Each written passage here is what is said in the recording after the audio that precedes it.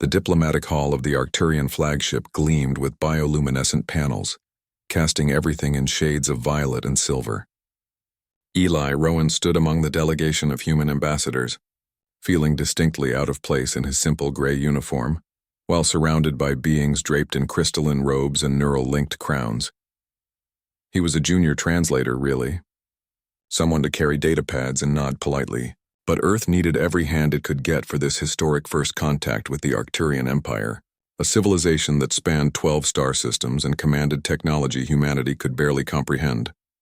Princess Saraith entered the chamber with the grace of flowing water.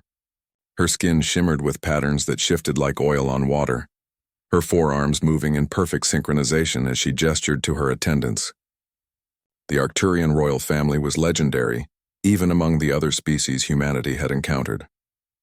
They were genetically engineered for perfection, trained from birth in statecraft, warfare, and the intricate politics that held their empire together. The negotiations dragged on for hours. Eli watched as the senior diplomats discussed trade routes, defensive pacts, and cultural exchanges. Princess Saraith responded to each point with practiced precision, her translator device rendering her musical language into flat, diplomatic English. She never faltered, never hesitated, her responses as polished as the gemstones woven into her formal sash. But Eli noticed something the others missed. Every time there was a pause in the discussion, her shoulders would tense almost imperceptibly. Her lower left hand would curl into a tight fist before relaxing again, and her eyes, those luminous golden eyes that seemed to see through everything, held a weariness that transcended language. When the session finally adjourned for a meal, the diplomats scattered into smaller groups. Eli found himself alone near one of the viewing ports, staring out at the starfield beyond. He didn't notice Princess Saraith approach until she stood beside him, her attendants having mysteriously vanished. "The stars look different from this sector," she said softly, her actual voice a haunting harmony without the translator's interference. Eli glanced at her, surprised. "Your Highness, I didn't realize you spoke English." "I speak 47 languages," she replied, still gazing at the stars. "It is expected." There was something in her tone, something beneath the perfection. Eli studied her profile, noting the tightness around her eyes, the way her breathing seemed just a fraction too controlled. "What's the matter?" The question slipped out before he could stop himself. Princess Saraith turned to him sharply, all four hands frozen mid-gesture. Her eyes widened, and for a moment, the mask of diplomatic perfection cracked. "What did you say?" Eli felt his face flush. He'd just addressed royalty with the casual concern of a friend. "I'm sorry, Your Highness. I didn't mean to be impertinent. It's just, you seem tired, stressed maybe." She stared at him for a long moment, and Eli watched emotions flicker across her alien features, too quickly for him to interpret. Then, to his absolute shock, her eyes began to glisten with moisture. Tears, he realized. Aliens cried too. "No one has ever asked me that before," she whispered, her voice breaking on the last word. Eli stood frozen, unsure what to do.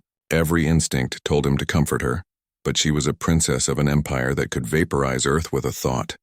Instead, he did something very human. He pulled out a handkerchief from his pocket and offered it to her. Princess Saraith took it with trembling hands, dabbing at her eyes. "I have been trained since I could form thoughts," she said quietly. "Trained to negotiate, to lead, to fight, to inspire. I have studied the history of 1,000 worlds. I can recite the treaties that formed our empire from memory. I can pilot a warship and compose symphonies and solve quantum equations in my head." She looked down at the handkerchief, now dampened with her tears. "But no one has ever asked if I was all right." Eli felt something twist in his chest. "That sounds incredibly lonely." "It is." The admission seemed to cost her something. "My every action is observed, analyzed, judged. I am not Saraith, I am Princess Saraith, third in line to the celestial throne, representative of the Northern Territories, commander of the Fourth Fleet. I am a symbol, a tool, a weapon to be deployed in service of the Empire." Her voice dropped to barely a whisper. "I am not a person." "Yes, you are," Eli said firmly. "You're absolutely a person. Maybe everyone else has forgotten that, but it's still true." She laughed, a sound like crystal chimes mixed with breaking. "How strange that a human would remind me of this. Your species has been spacefaring for less than a century. You barely understand the forces that shape the galaxy. And yet, she met his eyes. And yet you see what my own people do not. Maybe that's because we're still figuring things out, Eli offered. We haven't had time to forget that people matter more than protocols. At least most of us haven't. Princess Saraith was quiet for a long moment, looking back out at the stars. Tell me, Eli Rowan, what do you do when you are tired? When the weight of expectations becomes too much? Honestly, I talk to someone. A friend, usually.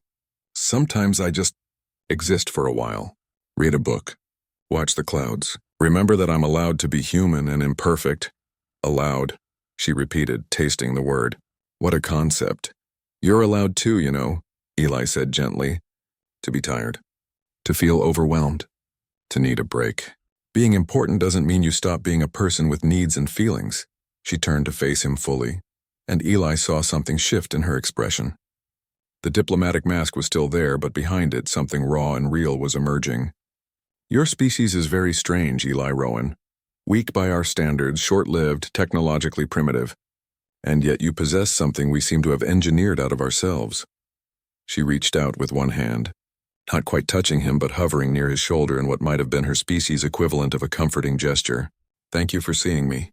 Not the princess. Not the symbol, just me. Eli smiled. Anytime, Saraith. The use of her name without the title made her breath catch. Then slowly she smiled back. It was small, uncertain, like she was remembering how, but it was real. I must return to the negotiations, she said finally, straightening her formal sash. The mask began to slide back into place, but not completely.